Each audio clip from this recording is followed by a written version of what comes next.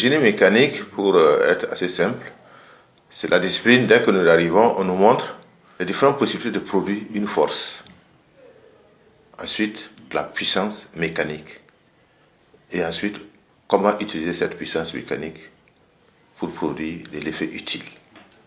Cette force ou cette puissance mécanique peut être produite de plusieurs manières, comme je viens de le dire. Ça peut être produit par un solide, ça peut être produit par un fluide.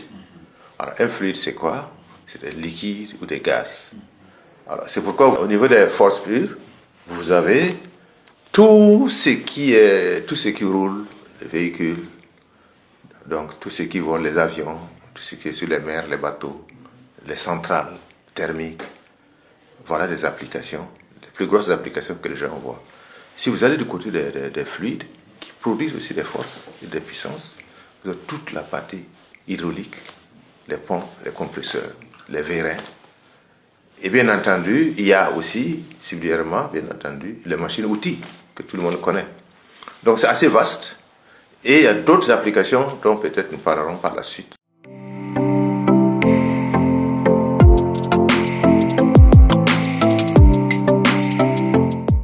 Vous savez que ces dernières années, le gouvernement a fait de grosses commandes de tracteurs, de bus et tout. Il faut bien qu'on puisse, pas d'abord les fabriquer, bien sûr on les a commandés, mais les entretenir. Et qui va les entretenir? C'est justement une partie du génie mécanique, qui va être le génie mécanique professionnel, qui va se mettre justement dans la réparation, donc la gestion et la réparation des engins, donc de 2 roues, de 4 roues, ainsi de suite. Alors, donc voilà tous ces éléments. Donc il faudra qu'on y aille d'abord à la maîtrise de la technologie. Donc tous les pays passent par là. D'abord une certaine maîtrise de la technologie. Et bien entendu, plus tard, lorsque vous maîtrisez la technologie, vous faites quoi lorsque vous commandez par la suite?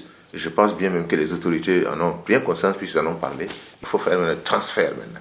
Maîtrise, transfert et ensuite maintenant fabrication. Donc je pense que c'est ce processus-là qu'on a. Pour l'instant, on a à la phase de la maîtrise de la technologie. Voilà. Ensuite, si vous prenez l'autre côté, qui est un autre volet qui nous intéresse très essentiellement aujourd'hui, c'est la guerre que nous menons. C'est l'armement. Là également, il faut maîtriser les armements. Il faut plus tard pouvoir les fabriquer. Et tout ça, ce sont des volets du génie mécanique. Beaucoup de ces éléments-là viennent du génie mécanique. Donc c'est un gros aspect qu'il va falloir plus tard que l'on maîtrise et que nous puissions justement faire plus tard que nous achetons peut-être le moins ou peut-être que nous achetons en complément de ce que nous voulons.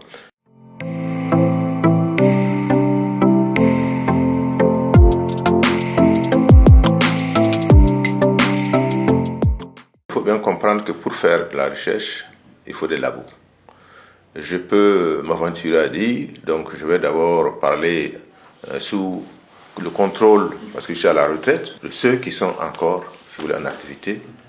Je veux dire que c'est l'EPO, je pense qu'il y a une filière de génie mécanique. Mais pour que nous puissions le faire, il faut des labos très bien équipés. Ensuite, il faut des professeurs aguerris.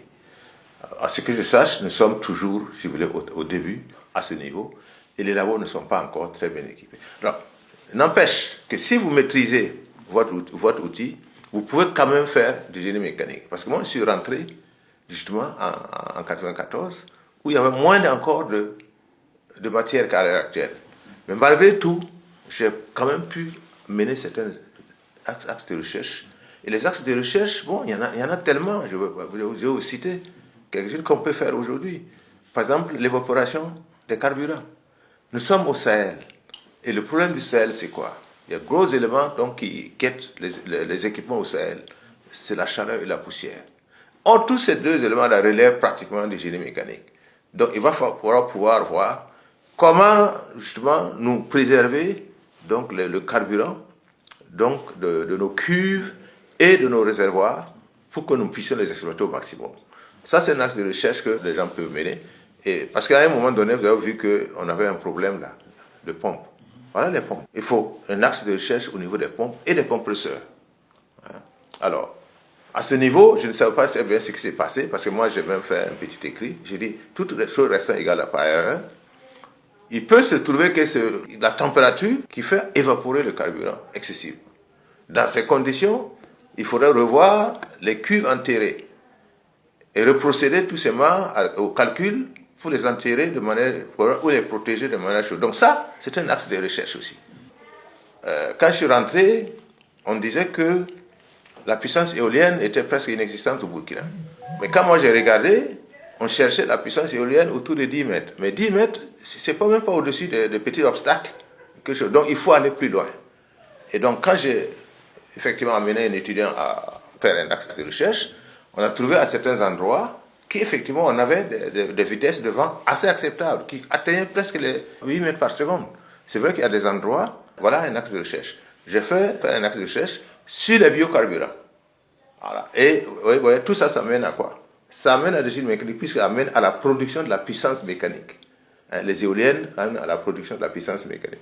Les biocarburants, c'est pareil. Il faut faire la recherche au niveau des biocarburants aujourd'hui, parce que qui est aussi un élément important pour notre pays, parce que nous voulons effectivement aussi du carburant pour faire marcher différentes machines. Alors, on peut faire la recherche pour voir comment améliorer ou protéger nos centrales thermiques. Parce que nos centrales thermiques qui fonctionnent doivent être, si vous voulez, parce que ceux qui sont là-bas connaissent bien les problèmes, hein, mais ce n'est pas leur rôle de faire de la recherche. Donc ce que maintenant les chercheurs peuvent faire, c'est aller prendre les données qu'ils ont et puis faire des projections. Comment ça vieillit, comment le protéger contre la poussière et la chaleur, parce que nous savons, nous mécaniciens, que lorsqu'il fait très chaud, les puissances de tous les moteurs baissent. Ça, tout le monde peut le constater là. Regardez même à votre niveau, déjà quand il fait chaud, vous-même vous produisez très peu. C'est la même chose au niveau des moteurs. Donc ça, c'est un gros axe de recherche aux jeunes mécaniciens qui sont rentrés de se mettre là-dessus. Alors, il y a le froid. Le froid, c'est un problème de génie mécanique. Vous voyez, la chaîne de froid, il faut bien qu'on puisse justement faire de la recherche sur la chaîne de froid. C'est un gros axe de recherche parce que tout simplement, au-delà de se climatiser dans les maisons, il faut tout simplement faire de la chaîne de froid. Pourquoi? Pour l'industrie. L'industrie donc de la viande, l'industrie donc de tous ces produits qui peuvent périr, il faut se mettre dedans. Donc c'est voilà quelques axes de recherche qui est très important pour notre pays, que si nous arrivons à maîtriser, il y a aussi le séchage. Le séchage solaire, qui est aussi du domaine du génie mécanique, parce que tout ce qui est chaleur, production de chaleur, transfert et autres, c'est du génie mécanique. Voilà. Donc voilà, en gros, les éléments sur lesquels on peut mettre le doigt pour faire de la recherche, sans même avoir beaucoup, vraiment des équipements énormes.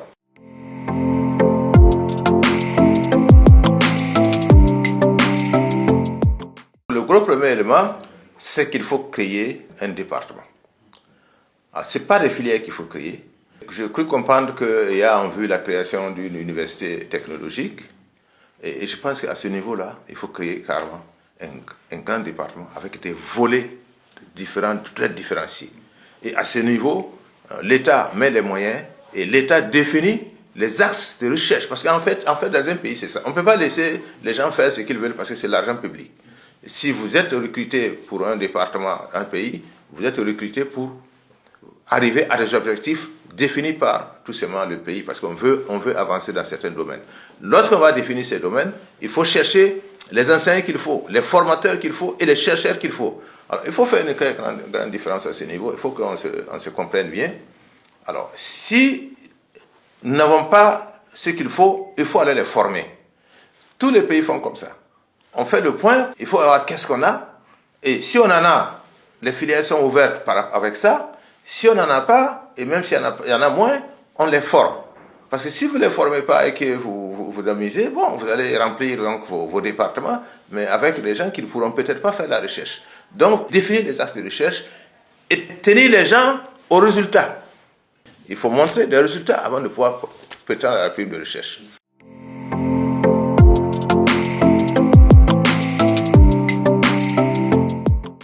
Il faudrait comprendre qu'il y a deux aspects à des résultats scientifiques. Soit c'est l'État qui commandite la recherche, et l'État sait pourquoi il commandite la recherche, et l'État doit savoir pourquoi il commandite la recherche. Parce qu'on ne peut pas aussi mettre de l'argent public, on a des résultats, et puis après on ne sait pas ce qu'il faut faire. Donc à ce niveau, je voudrais que l'État bien justement définisse, en mettant l'argent du contribuable à faire de la recherche, qu'est-ce que l'État veut. Parce qu'une fois qu'on a les résultats, l'État doit s'en approprier. L'autre volet, c'est quoi? C'est le privé. À ce moment-là, il faut que si le privé finance, tout le monde sait que le privé sait pourquoi il finance, parce que le privé ne va pas mettre l'argent. Donc voilà les éléments. Donc si le privé finance, le privé sait exactement pourquoi. Et automatiquement, lorsque vous avez les résultats, le privé est en approprié et justement aller tout simplement voir. Parce qu'en ce moment-là, il faut faire très attention. Parce que même quand le privé va prendre les résultats, parce que ça va être donc des industries qui sont en compétition, donc il va voir est-ce qu'en mettant en œuvre votre innovation, est-ce qu'elle va gagner? Et si elle va gagner, elle va mettre en place quoi? Un procédé industriel, donc pour transformer. Donc au fond, voilà un peu les grands volets qu'il faut pour que nous puissions justement aller de la recherche à l'application et à l'utilisation pour donc, la population. Si cette chaîne-là n'est pas faite, chaîne d'investissement pour la recherche et récupération des résultats de la recherche, soit par l'État directement, parce que l'État, par exemple, comment dire, je vois au niveau de l'INRA, les semences sont directement utilisées. Donc c'est un peu à cette image-là qu'il faut qu'on y aille.